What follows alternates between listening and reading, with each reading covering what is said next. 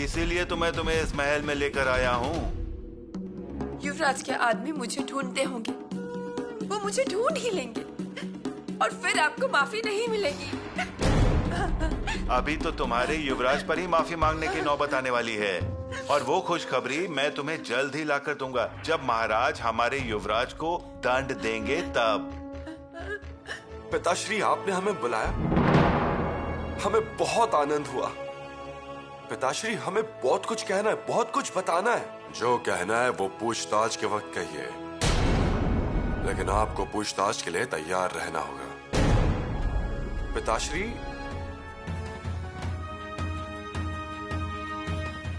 और तब तक हम आपके युवराज होने के सारे अधिकारों को वापस लेते हैं।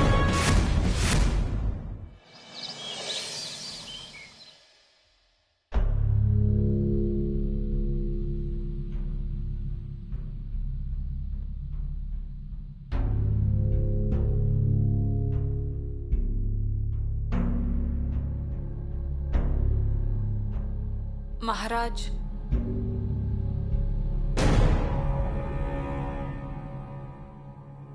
आइए बहू रानी।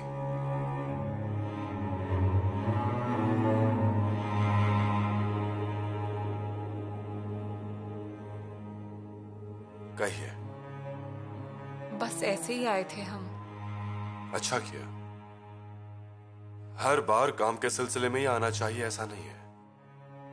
और अगर यूं ही आ गई फिर भी काम करने वाला इंसान उसका काम करके ही जाता है। नहीं, मतलब आपने जो भी फैसला किया होगा सोच समझकर ही किया होगा। कौन सा फैसला? यही कि आपने बड़ी माताश्री को फैसला लेने का अधिकार दिया है। जी हाँ, ये फैसला हमने बहुत सोच विचार कर लिया है। क्यों? महाराज, जिसके लिए हम ये फैसला कर रहे हैं, अगर वो गोदावरी ही हाजिर नहीं हुई तो फिर किस बुनियाद पर फैसला किया जाएगा? लोग उन्हें ढूंढ रहे हैं, हमने आदेश दे दिया है। फैसला करने का अधिकार बहीर जी चाचा को सौंप दिया जाए तो? वो दक्षिण के मुहिम में व्यस्त है, इस वक्त वो स्वराज्य में उपस्थित नहीं है। तो फिर कैसे होगा?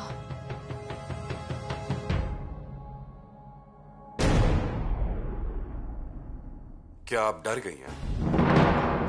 महाराज, इस फैसले में गोदावरी का उपस्थित रहना जरूरी है, क्योंकि युवराज पर लगे इल्जामों में कोई भी सच्चाई नहीं है। ये बात अब तक सिर्फ हम जानते हैं, लेकिन हम अगर लोगों को ये बात कहेंगे तो उन्हें विश्वास नहीं होगा,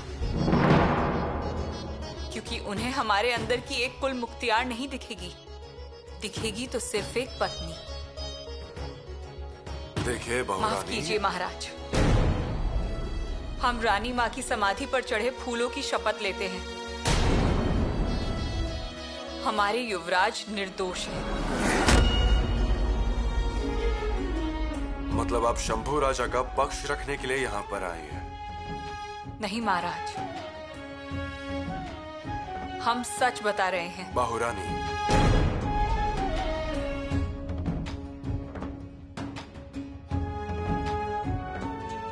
सभी बातें अगर यहां ही करनी है तो हमने फैसला क्यों रखा है?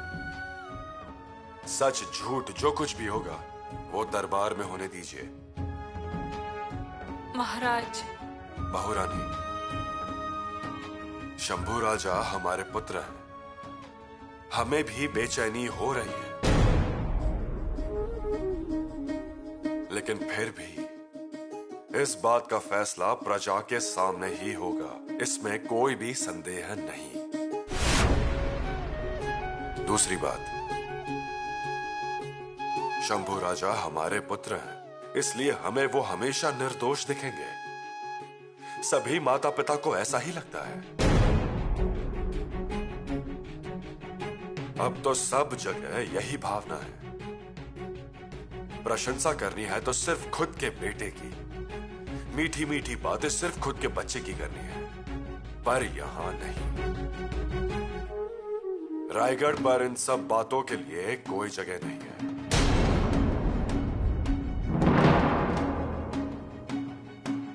पर पिताश्री, हमने अगर ऐसा किया तो आगे जाकर गलत विचार फैल जाएंगे और वो हमें नहीं चाहिए। रानी मां को भी वो नहीं चाहिए था। ये सुन, ये एक ऐसा सिंहासन है जो पहले लोगों के मन में पैदा हुआ था, उसके बाद वो अस्तित्व में आया। प्रजा ने, हमारे लोगों ने हमें छत्रपति बनाया है। हमारे लोगों ने हमारे माथे पर 7 समंदर का पानी डाला है। ये सब लोगों ने किया है। अगर ऐसा नहीं होता तो लोगों ने अपने अपने गुनाह का खुद ही अभिषेक करके खुद को ही राजा कह दिया होता, पर वैसा होता नहीं है। लोगों को आपको स्वीकारना पड़ता है और इसीलिए भावनाओं को सिंहासन के नीचे दबाकर रखना पड़ता है। आई बात समझ में? जी। आप जाइए, परेशान मत होइए।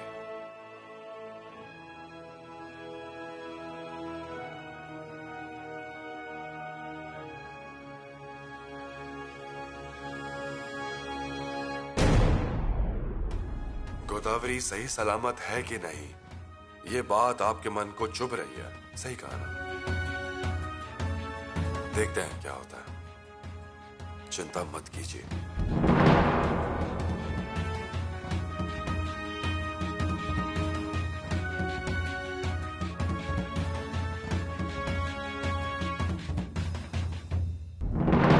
हे परमेश्वर, जहां कहीं भी हो वहां सुरक्षित रखो मेरी गोदावरी को।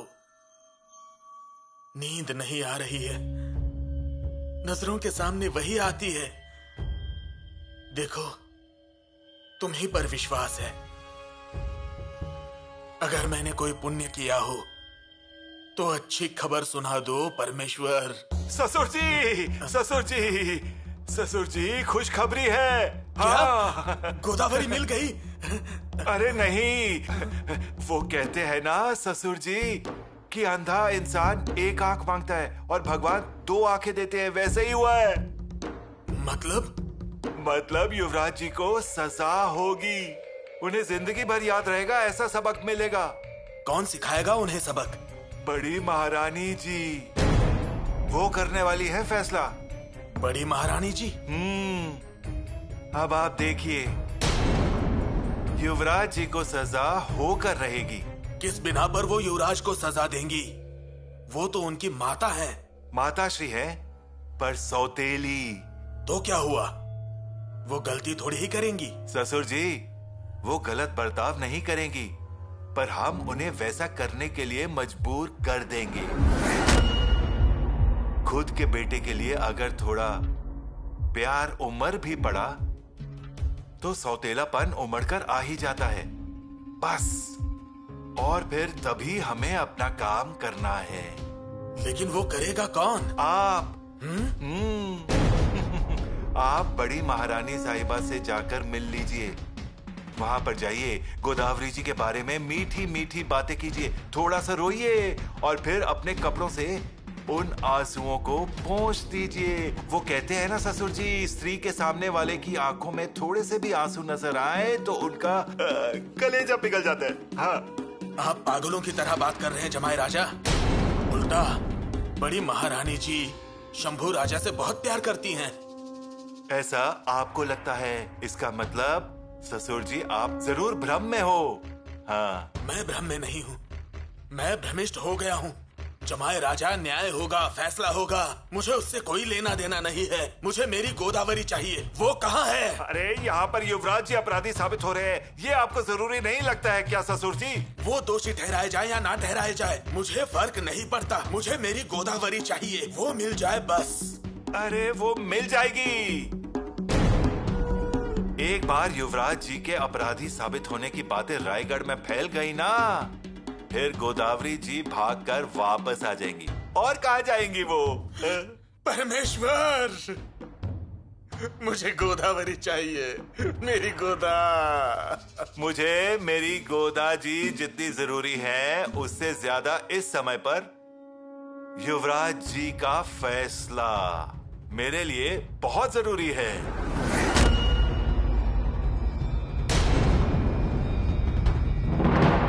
ना चाहते हुए भी मन में ख्याल आ ही जाते हैं। अब यही देख लीजिए ना, न्याय का फैसला क्यों रानी सोयरा को सौंप दिया गया। सच कहें तो अच्छा ही हुआ। अब मैं क्या कहूँ बहुरानी। माताश्री, आपको क्या लगता है एक माँ अपने बेटे का फैसला नहीं कर सकती क्या? लीजिए। वो फैसला तो कर ही लेंगी। कठिन अवसर उन्हें भी समझ में आते हैं। रानी माँ के साथ रहकर वो भी ये सब सीख गई हैं। उन्हें भी राजनीति आती है, लेकिन फिर भी ऐसा लगता है कि ये जिम्मेदारी उन्हें स्वीकारनी नहीं चाहिए थी। इनकार कर देना चाहिए था। कम से कम आपको तो उनसे कुछ कहना चाहिए था।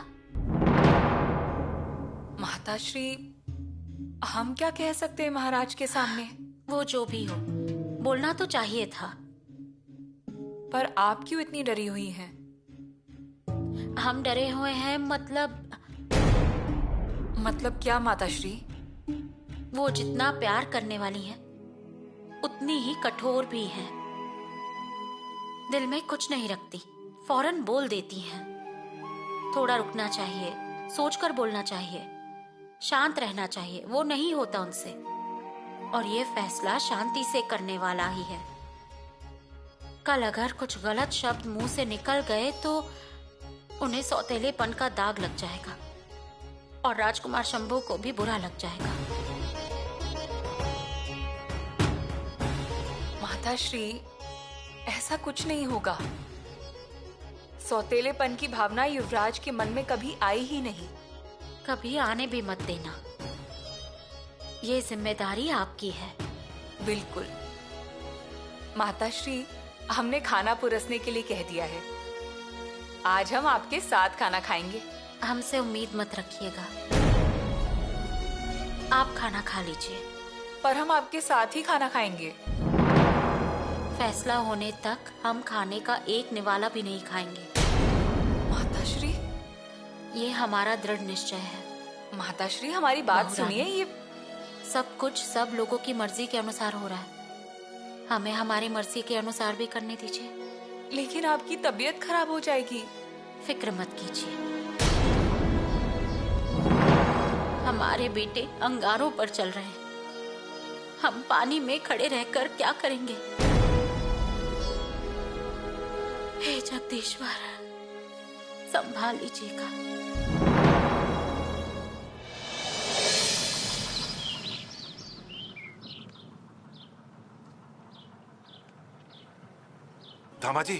दामाजी, मुझे बताइए गोदावरी जी कैसी हैं? क्या हुआ?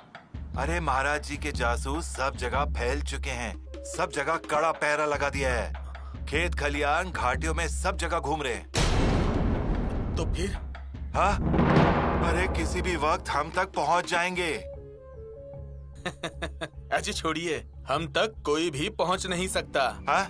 अजी मालिक, चील की भी नजर नहीं पड़ेगी। ऐसी जगह पे गोदावरी को बंद करके रखा है। दामाजी, आपको इन जासूसों के बारे में पता नहीं है। शत्रु के घर में घुसकर उनकी आंखों में से सूरमा निकाल कर चले जाते हैं, फिर भी शत्रुओं को पता नहीं चलता। ऐसे होते हैं ये जासूस। हमें सावधानी बरतनी चाहिए, समझ गए ना? अच्छा, तो फिर छोड़ दूं क्या मैं गोदावरी अरे आप को? क्या मुझे मार डालेंगे क्या? छोड़ देने की बात कर रहे हैं? अच्छा सुनिए, ये देखिए, हमने अपना उद्देश्य तो हासिल कर ही लिया है। युवराज जी की प्रतिष्ठा की जितनी भी बदनामी करनी थी वो कर दी है। ये काम कर दिया है, और अब देखना कल जो भी फैसला होने वाला है वो मेरे अपमान का बदला होगा।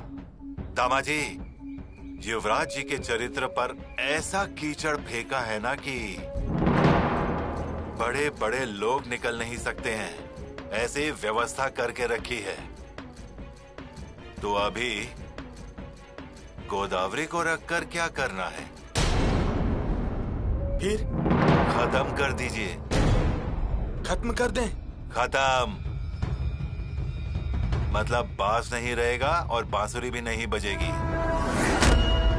हम सलामत और हमारी रची हुई योजना भी सलामत रहेगी। और एक बात, गोदावरी जी को मारने के बाद पाचाड़ के जंगलों में फेंक दीजिए। समझ गए आप? जी।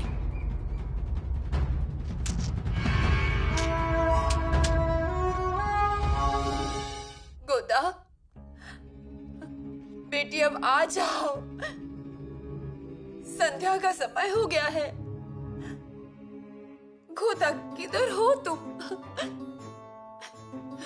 गोदा की माँ, गोदा की माँ, उठो अभी, उठो।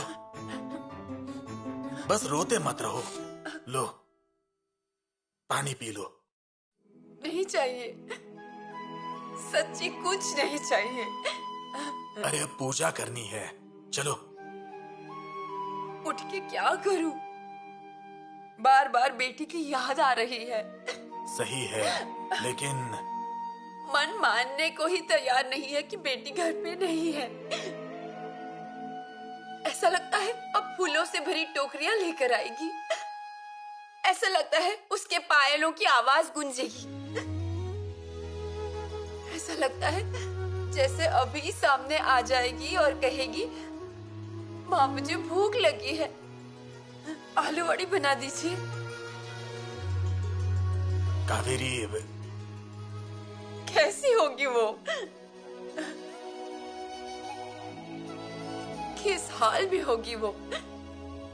क्या खा रही होगी? कहाँ रह रही होगी? हे भगवान, आपको ही मालूम होगा। दुश्मन के साथ भी ऐसा ना हो जो हमारे साथ हो रहा है। हाँ, हो रहा है।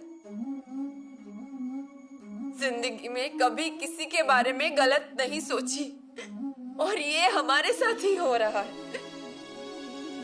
जिसने भी ये सब किया है ना, उसका कभी अच्छा नहीं होगा।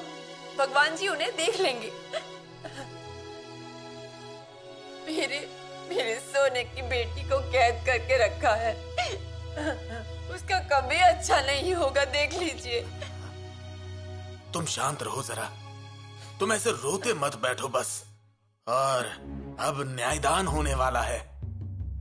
पहले आप मेरी बेटी को सामने खड़ा कर दीजिए, फिर कहिए। वो आ जाएगी, मैं ले आऊंगा उसे। मेरे लोग ढूंढ रहे हैं उसे, और जमाई वो उनके साथ रोज घूम रहे हैं। चलो उठ जाओ, चलो आ जाओ, आ जाओ, हाथ दो।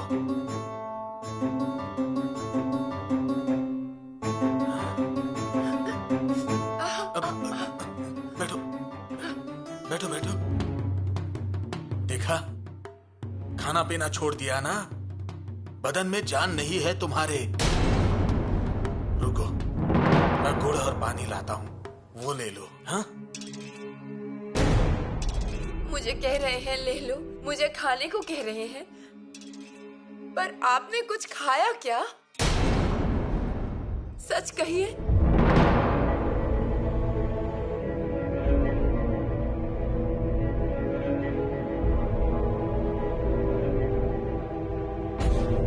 राम राम मालिक।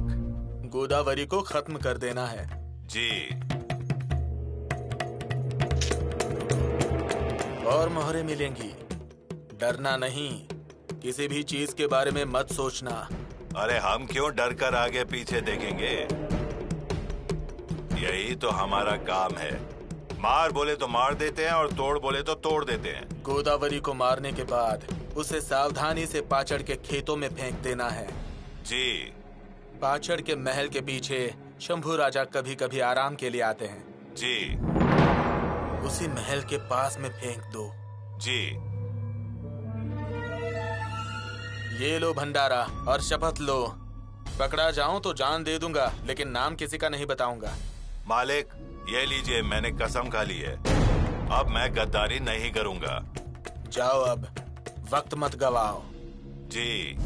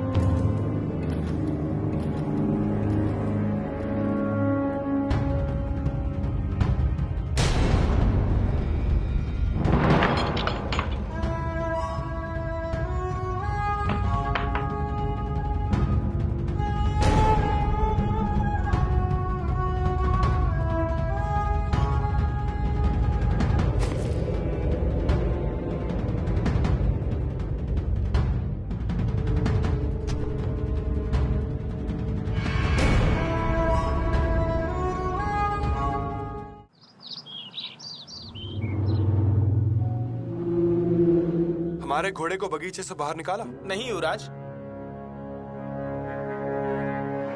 क्यों? मुझसे वो मत पूछिए। हम रानी माँ के दर्शन के लिए समाधि जा रहे हैं और हमारा घोड़ा अभी भी बगीचे में है। क्या हुआ है? किसके कहने पर घोड़े को बगीचे से बाहर नहीं निकाला है? नमस्कार युवराज जी। बोलिए। युवराज जी माफ कीजिए।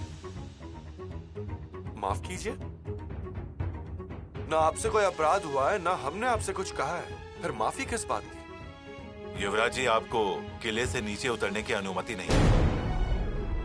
उसकी वजह? नहीं, कुछ वजह तो नहीं है, हम लेकिन किले से नीचे क्यों नहीं जा सकते हैं? युवराज जी माफ कीजिए। कल हमारे युवराज पद के अधिकार छीन लिए जाते हैं और आज हमसे हमारे घोड़े को भी छीन लिया जाता है। हमें रानी माँ के दर्शन के लिए समाधि जाना है, हमें अनुमति क्यों नहीं है? वैसा नहीं है युवराज जी, लेकिन कल फैसला होने वाला है और आप आरोपी हैं। हम आरोपी हैं। हिचकिचाइए मत पंत। पिताश्री ने हमें आरोपी कह दिया है, तो आप ये कहने से क्यों हिचकिचा रहे हैं? आपको किस बात का डर है? वैसा नहीं है युवराज जी, पर स्वराज्य में सबके लिए नियम समान है। महाराज जी का हुक्म है, हम तो बस सुनते हैं। सबने हम पर कब्जा ही कर लिया है। हालातों ने भी। संदेह हुआ होगा हम किले से चले गए और लौट कर नहीं आए तो? भाग कर ही जाना होता ना, तो जब रायप्पा ने घोड़े को किले पर लाने की बात की ना, तभी भाग गया होता।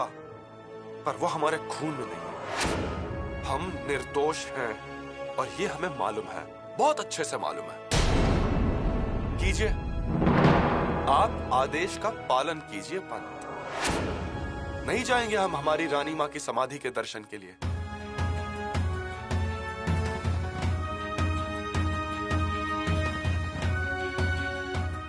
इस रायगढ़ में हमें सांस लेने की अनुमति तो है ना पंत, आदेश के अनुसार?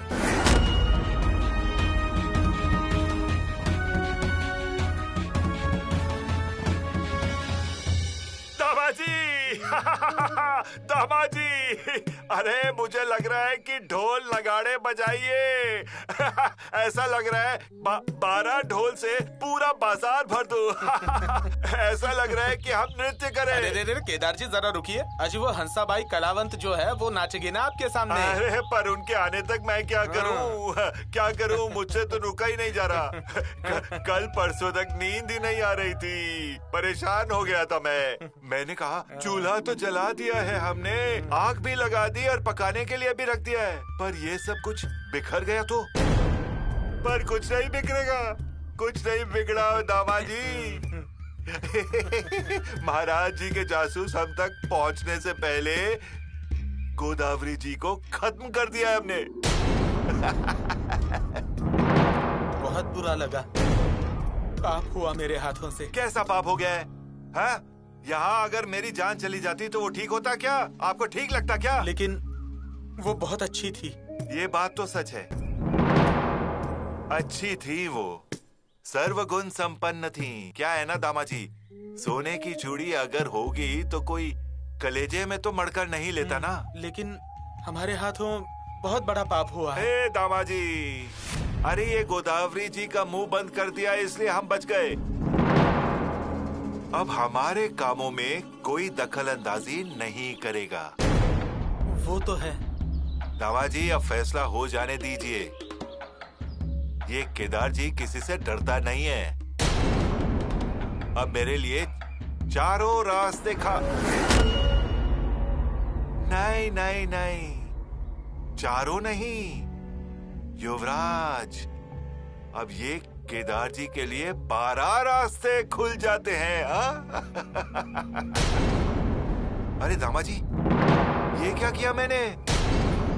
यहाँ गोदावरी जी को खत्म कर दिया और वहां युवराज जी के चरित्र को भी बदनाम कर दिया। अच्छा केदार जी, हाँ? युवराज भी बहुत होशियार हैं। क्या फायदा उस होशियारी का? हाँ? अरे युवराज जी के बारे में सच बोलने वाला सबूत ही इस केदार जी ने नष्ट कर दिया है। अब इस केदार जी को कुछ भी नहीं कोई कर सकता है। केदार जी ने ये जंग जीत ली है और युवराज जी चारों खाने चित हो गए।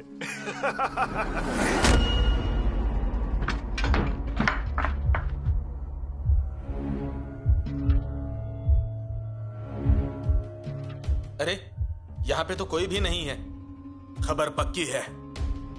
तो कहाँ गई गोदावरी जी?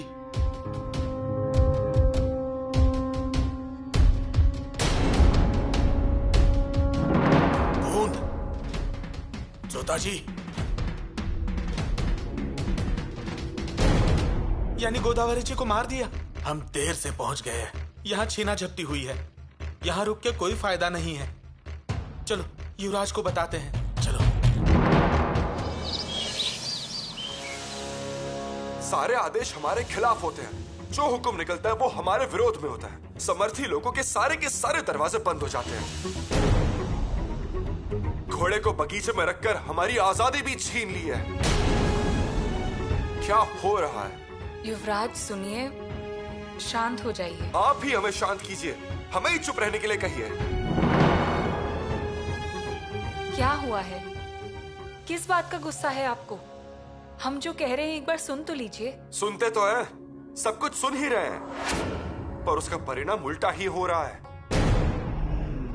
यीशु एक एक करके हमारे पास के सारे अधिकार छीन लिए जा रहे हैं। ऐसा मत कहिए युवराज। हम समाधि जा रहे थे रानी माँ के दर्शन के लिए। सोचा वहां जाकर मन हल्का हो जाएगा, पर उतने में हुक्म आया कि हम किले के बाहर नहीं जा सकते। यीशु सिर्फ हमारा घोड़ा ही नहीं, हमारे पैरों के नीचे से जमीन भी छीन ली गई है, ऐसा लग रहा है। आप निराश मत होइए। निराश ना हो, फिर कम से कम उचित जवाब तो दीजिए हमें। कोई भी हम पर उंगलियां उठाते हैं और हमें ही जवाब देने पड़ते हैं। हमें। युवराज, हमारी बात सुनिए, संयम से काम लीजिए। हमने कहा ना आपसे, ये अफसर आपके चरित्र पर आया हुआ अफजल खान है। फिर ऐसे डर कर कैसे चलेगा? डटकर सामना करना है आपको इसका। आपको आश्चर्य होगा यीशु, हमने अफजल खान के नजरिए से भी देखा, उसको जांचा, उसको फाड़ने के लिए हाथों में बाघ के नाखून भी पहन लिया और उससे लड़े भी। उसने हमें हमारे माथे से पकड़ा, पीठ पर कटियार से हमला किया। हमने कहा बस यही उचित समय है अफजल खान को खत्म करने का। हमने उस बाघ के नाखून लगाए, पर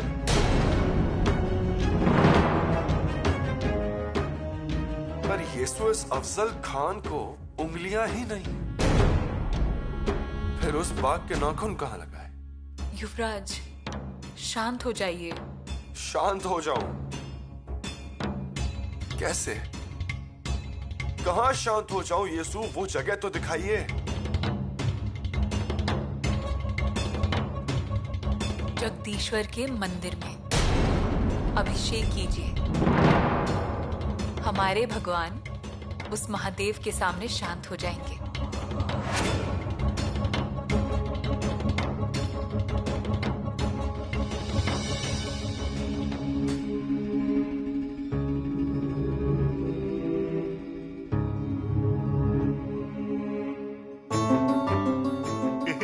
मेरी तो बात बन गई।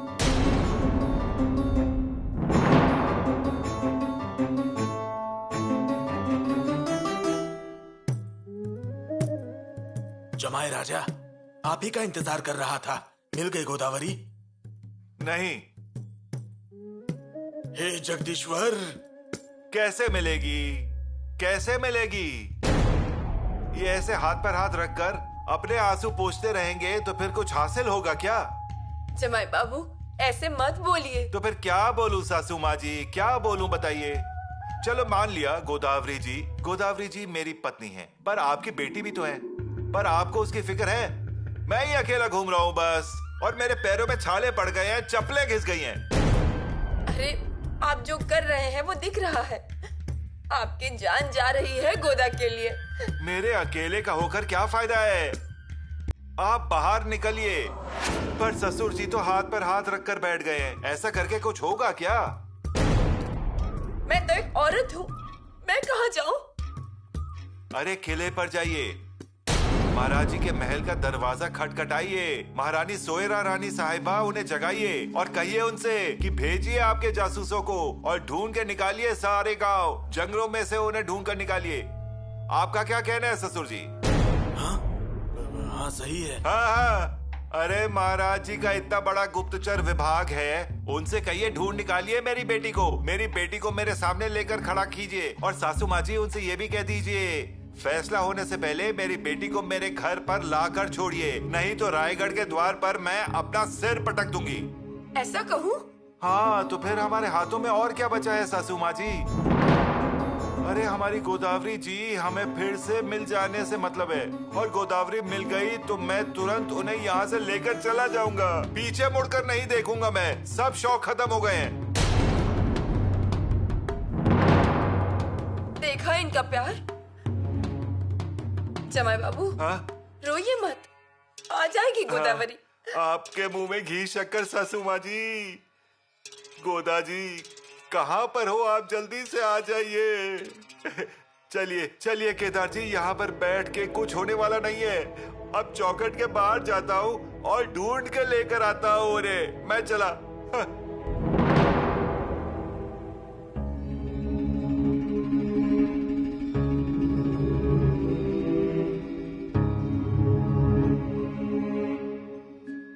महाराज, सर्जेराव जेधे आए हैं, इजाजत मांग रहे हैं। हम उनकी राह देख रहे थे, भेजिए उन्हें। जो आज्ञा।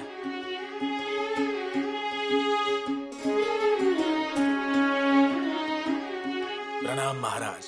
सर्जेराव, क्या खबर है? नहीं, कोई खबर नहीं है। गोदावरी मिलने वाली है या नहीं? वैसी बात नहीं है, मिल जाएगी, लेकिन बहुत तैयारी के साथ छुपा रखा है। हमारे लोग भेज दिए हैं सभी तरफ, लेकिन कोई सुराग नहीं मिल रहा। नजरबाजों को साथ में लीजिए। जी। कहीं ना कहीं कोई गड़बड़ जरूर है, कुछ ना कुछ तो जरूर हो रहा है। क्या हो रहा है उसका पता लगाइए। और एक और बात, अनाजी के जमाई के पीछे शंभू राजा ने उनके कुछ खास दोस्तों को भेजा है, उनका पीछा करने के लिए कहिए। जी महाराज। अनाजी पंत ने वैसे शिकायत ही की है। हाँ, पर जिस अर्थ से शंभू राजा अनाजी के जमाई के पीछे हैं, इसका मतलब वहां कुछ हो सकता है, ऐसा अनुमान लगाया जा सकता है। शायद उनके जमाई ने शंभू राजा पर आरोप किए हो तो उनके दोस्त गुस्सा होकर उनके पीछे लग गए होंगे।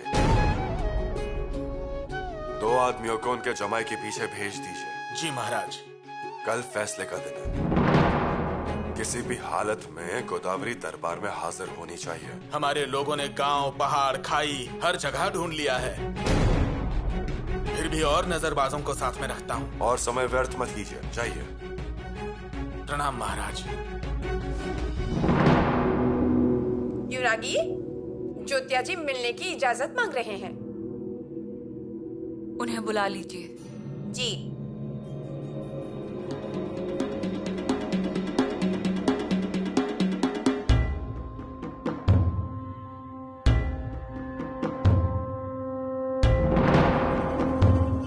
युवराज से मिलना था।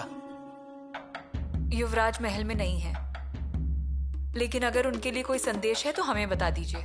गोदावरी जी को जहाँ कैद करके रखा था वहां तक हम पहुंच गए थे, लेकिन पर क्या? लेकिन गोदावरी जी नहीं मिली। पर आपको कैसे पता चला कि गोदावरी वहां पर है? हमें टूटे हुए कंगन मिले और युवरागी, हम नजर रखे हुए थे। एक गुनहगार मिला, उसे हमने अपने तरीके से समझाया, तब उसने कहा दिखाता हूँ, लेकिन हमें जाने में देर हो गई। इसका मतलब है कि गोदावरी वहीं पर थी। शायद ये जानकर कि आप लोग वहां जा रहे हैं वो भाग गई। नहीं युवरागी, एक दिन पहले ही वो वहां से भाग गए होंगे। ऐसा क्यों? अजय वहां पे खून गिरा हुआ था, वो भी सूखा हुआ। युवरागी, गोदावरी को जान से मार दिया है। क्या? जी, जान से मार के उसे गायब भी कर दिया गया है। ये भगवान!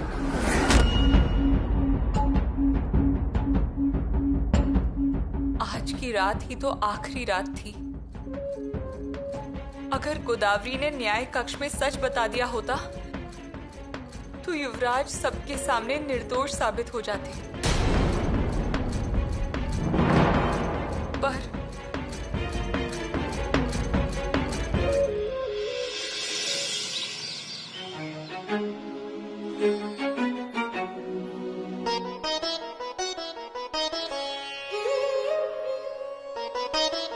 माताश्री, राजकुमार शंभू, आप इस वक्त मंदिर में? सच तो यह है कि हमें समाधि पर जाना था दर्शन के लिए, पर तभी हमें पता चला कि हमें किले से नीचे जाने की अनुमति नहीं है। ना किले से नीचे जा सकते हैं, ना पिताश्री के दर्शन कर सकते हैं। युवरागी ने कहा मंदिर में जाकर आइए, तो हम आ गए। अच्छा किया, उतनी ही मन को खुशी मिलेगी। खुशी तभी होगी जब हमें आपके दर्शन मिल जाएंगे। सदा सुखी रहिए, आयुष्मान भव।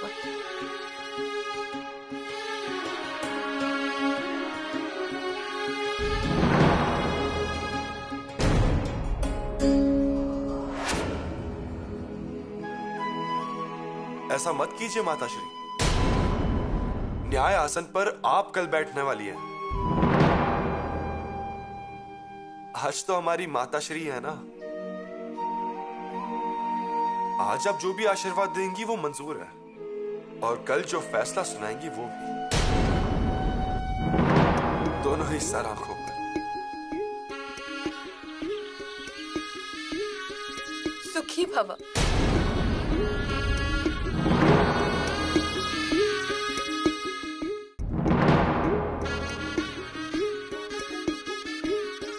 माताश्री, अगर फैसला हमारे पक्ष में हुआ तो आपका आशीर्वाद सच साबित होगा, और हमारे पक्ष में नहीं हुआ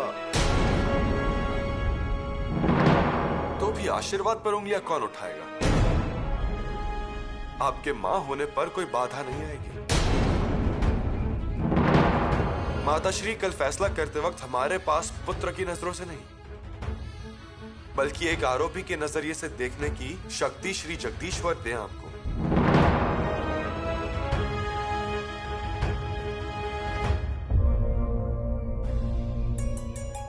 देखा आपने, कितने समझदार हैं। है ना, हम पर इतना दबाव आया है, परंतु कितनी आसानी से, शांति से बोले वो। बिल्कुल उस जगदीश्वर शंभू की तरह। मंदिर के आंगन में हमारे शंभू और मंदिर के अंदर वो शंभू, दोनों एक ही जैसे हैं। उन्हें भी कितनी बार परेशानियां हुई, अपने ही लोगों ने फंसाया, अपमानित किया। समुद्र मंथन में 14 रत्न सब लेकर भाग गए।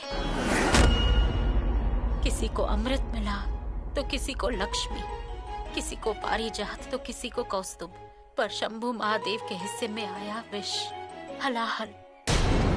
पूरा शरीर नष्ट हो गया। यहाँ वहाँ भागने लगे पर शिकायत नहीं की, हंसते हंसते जहर पी लिया। और अब हमारे राजकुमार शंभू के हिस्से में आया है वो बदनामी का हलाहल। वो उसे सह लेंगे क्या? सहना ही पड़ेगा उन्हें।